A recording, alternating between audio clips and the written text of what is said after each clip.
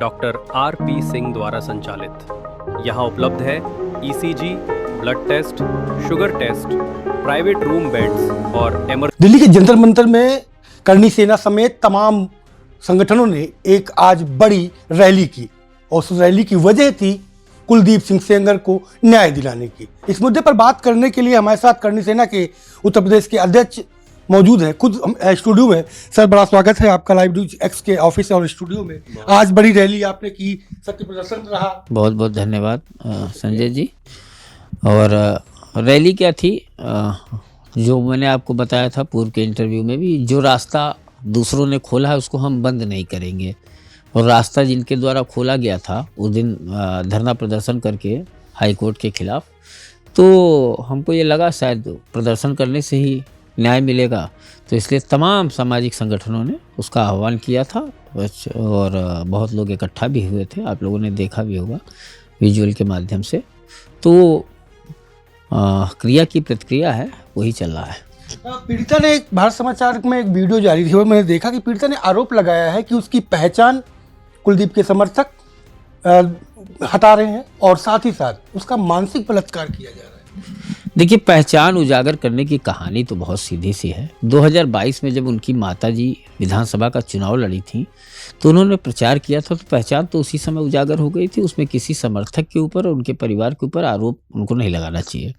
जब आप प्रचार में शामिल थी तो उसमें आरोप क्या लगाना, ये तो तभी क्लियर हो गया था कि आप कौन है। दूसरी बात है, आपने जब विरोध प्रदर्शन शुरू किए कोर्ट के खिलाफ, तो आपकी चीज़ें भी बाजार में आएंगी। जब आप कहीं किसी लड़ाई के मैदान में उतरेंगे तो सारे अस्त्र शस्त्र आपके भी रहेंगे, अस्त्र शस्त्र हमारे भी रहेंगे, हमारे कुलदीप सिंह सेंगर के समर्थकों के भी रहेंगे। तो पहचान तो 2022 में ही आपने अपनी उजागर कर दी थी, तो हम लोग उसको उजागर नहीं कर रहे हैं। हमने तो आज तक अपने मुंह से उनका नाम तक नहीं लिया है, जबकि मुझे नाम मालूम है।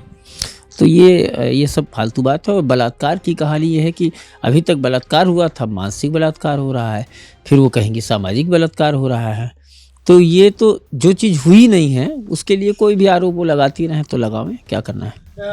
कुलदीप सिंह सेंगर की बेटी ऐश्वर्या सेंगर पर बड़े आरोप लगाए हैं। उन्होंने कहा कि अगर उनके पास सबूत है तो सबूत कोर्ट में क्यों नहीं दिए।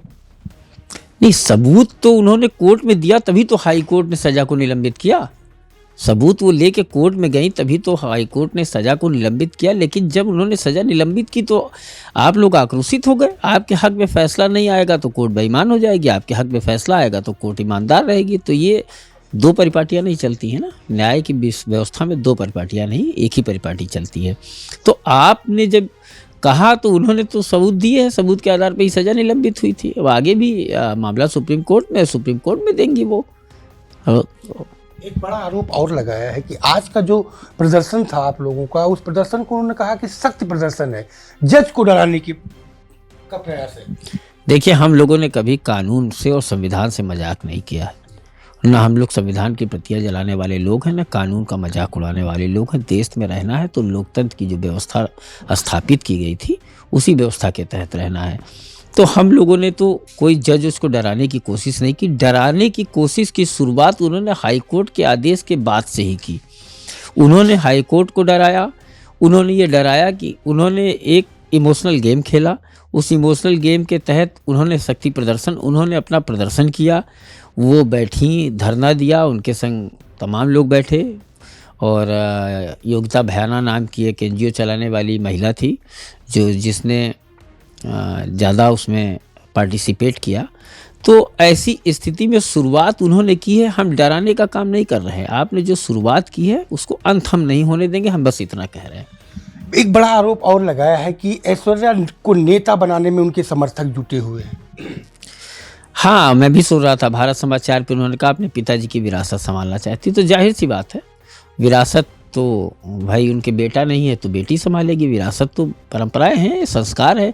तो संस्कार 7 पीढ़ी तक आते हैं और 7 पीढ़ी तक जाते हैं। तो अगर उनके पिताजी नेता थे तो अगर ऐश्वर्या को चुनाव लड़ना है तो इसमें दिक्कत क्या होनी चाहिए। उनकी विरासत सामाजिक काम करना था, उन विरासत में उनको राजनीति मिली है तो राजनीति करेंगी। जिसको विरासत में अपराध मिलता है वो अपराध करेगा। बहुत सीधा सा फैक्ट है, उसमें ज़्यादा कहने की बात ही नहीं है। भाई उनके पिताजी विधायक थे तो राजनीतिक विरासत में उनको विधायकी चाहती होंगी, या जो भी चाहे स्वतंत्र है, क्यों नहीं। पढ़ी लिखी लड़की है, अगर वो राजनीति में आना चाहती है तो राजनीति में उसका स्वागत है, हम लोग भी उसकी मदद करेंगे। तो उसकी विरासत राजनीति है, सामाजिक कार्य है, और जिसकी विरासत अपराध है वो अपराध वाली विरासत संभालेगा। सबके अपने अपने मुद्दे होते हैं। भाई हम भी अपने पिताजी की विरासत संभालेंगे और आगे भी लोग संभालते हैं। इस देश में तमाम नेता हैं जिनके लड़के नेता हुए, तमाम क्रिकेटर हैं जिनके लड़के क्रिकेटर हुए, तमाम फिल्म एक्टर हैं जिनके लड़के फिल्म एक्टर हुए। तो विरासत तो संभालेगा ही कोई ना कोई आदमी। वो तो ऐसा तो है नहीं कि छोड़ देगा, लेकिन विरासत उनकी चूंकि जो थी वो संभालेंगे, और जिसकी विरासत अपराध की होगी वो अपराध वाली विरासत संभालेगा। सबके अपने अपने मुद्दे हैं, सबके अपने अपने तरीके। एक अंतिम सवाल आपसे मेरा कि एक बड़ा आरोप और लगाया है कि आप लोग समर्थक हैं कुलदीप सिंह सेंगर के, और बेटियां सनसनी फैला रही हैं सोशल मीडिया पर पीड़िता के खिलाफ। हाँ, मैं तो उस लड़की को, उन दोनों लड़कियों को जानता हूँ बहुत दिनों से। 8 वर्ष तक उन सबों ने जिस तरीके से धैर्य से अपना मुंह सिल के रखा, जिस तरीके से उन्होंने कोर्ट में कानून में विश्वास किया, जिस तरीके से आप लोगों ने उस लड़की को मैदान में उतरने के लिए मजबूर किया। 8 वर्षों से जो लड़की IRS बनने जा रही थी वो फाइल्ड हो रही थी, केवल वो अपनी लड़ाई लड़ रही थी बगैर 4 आदमियों के परिवार में लड़की लड़ाई लड़ रही है। तो जाहिर सी बात है कि उसमें जो है इसमें बहुत बड़े सवाल नहीं होने चाहिए, क्योंकि जो रहेगा वही लड़ेगा। अब उनके यहाँ बेटियां ही हैं तो वो लड़ रही हैं, और हम लोग उस लड़ाई में मदद ही कर सकते हैं, और हम मदद करेंगे, क्योंकि हमने आपसे पहले भी कहा है कि हम जो है कुलदीप सिंह सेंगर को निर्दोष मानते हैं। बहुत शुक्रिया हमसे बात करने के लिए। तो आपने सुना करणी सेना के प्रदेश अध्यक्ष कैमरा पर्सन निखिल वाजपेयी के साथ Sanjay Pratap Singh Chauhan, live news X, Lucknow.